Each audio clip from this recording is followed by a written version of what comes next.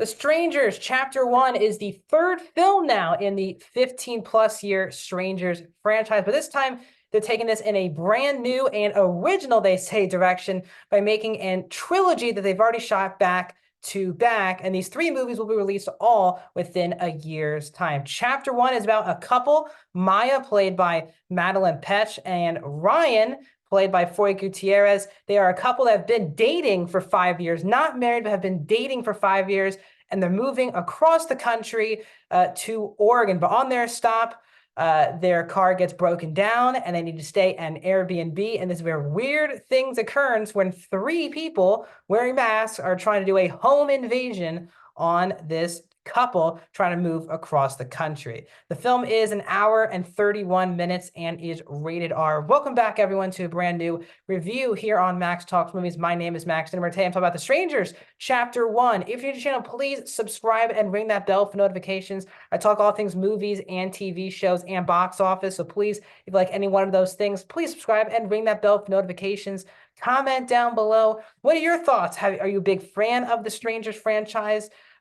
Is this your first entry into the Strangers franchise? Are you excited about a chapter 2 and 3, or do you think they should just burn 2 and 3 after you watch this movie? Let me know your thoughts in the comment section down below. And also, please like the video, guys, the thumbs up button. So before I get into my review, this is not shockingly one of the horror franchises that I've watched. In preparation for this movie, I did see tons of clips and I read what the movies were about. So I knew what happened in both the first one and the second film in this franchise.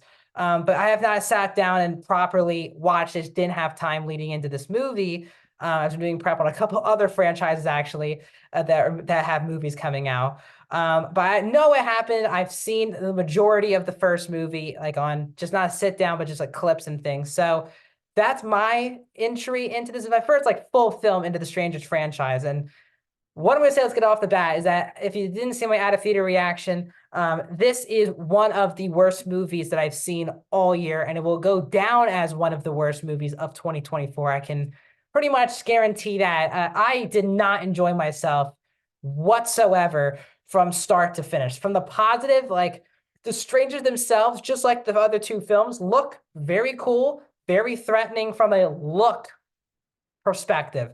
Still not from a story or common sense perspective. From a look, the masks are very cool. Like other than that, I couldn't care less about what was going on in this movie. So the movie, I think there's a couple, obviously tons of major problems, but obviously the first one is the script, because you are given, for me, the two dumbest characters I've seen in a movie in a long time. Definitely the two dumbest characters I've seen in a movie this year. In this couple, in Maya and Ryan, who, first of all, I enjoy Madeline Petch and other things. Obviously, she's known for Riverdale, but she's definitely an actress who is not a bad actor, in my opinion. And I have never seen Foy Gutierrez before, so I can't tell you if he's a good actor at all. But right off the bat, the two of them just don't have much chemistry on screen. I think when they're separate, things can be done, but the two of them together, it feels like a forced romance, and it's supposed to be a couple that's been together for 5 years, and the character of Ryan is sacrificing where he lived just to be with this person. Oh, whatever it is. And I just didn't buy the chemistry. I didn't buy the relationship. That was already strike one. The biggest problem I had with the setup of the movie was as this couple is going into this town, which is called Venus, Oregon, they are really not being subtle with how weird this place is. Like, they drive up to a place and everyone's staring at them. They go to a diner, everyone's staring at them and talking about something very weird. And our characters have to be so dumb that they have to go to this Airbnb and never for 1 second think anything wrong is going on. There's literally a 30-second moment early in the first act. Again, I'm not trying to spoil things. I'm not spoiling the plot or anything, but only like a 30-second scene in the first act, or one of the characters doubts that anything crazy is going on. And it's mind-blowing. These are stupid characters that are making the stupidest decisions in order to get the plot going forward. And it's really unfortunate. But I said, the movie just isn't subtle whatsoever. If you watch, especially the X Pearl franchise now, which I'm getting into now, those movies do a really good job being subtle that something wrong is going on. It's not force feeding it. There's still other things going on, but the movie is, without you even thinking about it, you feel like something is off. This movie is grabbing the camera and telling you something is wrong with this place, because every single person in the movie, other than the couple, is weird, creepy. It's very off-putting, and it just doesn't feel realistic. And then when the movie tries to tell you that there's all these home invasions that happen, I've been watching the movie, 7 home invasions have happened, and they're trying to make this one like this the darkest or the bleakest home invasion. That's another big problem with this movie, is that the movie is rated R, actually. And I did not know that coming in until I saw like the Red Band trailer before the movie started. So I said, okay, so this is a rated R movie. Obviously, I checked afterwards. This movie feels like the most PG-13 horror movie. I just saw Terra, which is also not a good horror movie. That was PG-13 and felt at least close to touching rated R.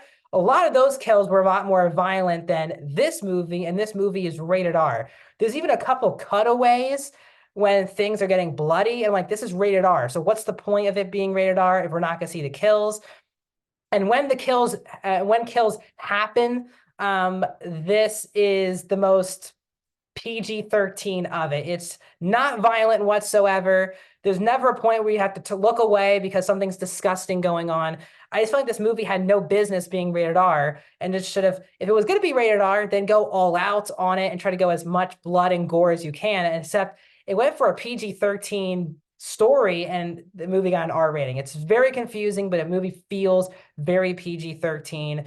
The movie also heavily relies on silence until there's a jump scare, and the movie has to blare noises at you to jump out of your seat. I was never scared. I didn't care about the characters. The chemistry really wasn't there between the 2 lead actors. And I just don't really care now what's going to happen in the next 2 movies. Again, I didn't watch the original 2 fully. I know what happens in those 2 movies based on watching videos or watching clips from those films. But still, I just did not enjoy myself. The jump scares are pretty bad. The movie is heavily reliant on it. The script itself is really bad at giving us the dumbest movie characters I've seen in a movie so far this year, as well as just the movie just not subtle and did not use its R rating to its full potential. So overall, I'm going to give The Strangers Chapter 1 a half a star. I hate doing that, but I'm going to go 14% for The Strangers, 15%, yeah, 15% for The Strangers Chapter 1. Easily one of my least favorite movies of the year. What are your thoughts? Let me know in the comment section, and I'll see you guys soon.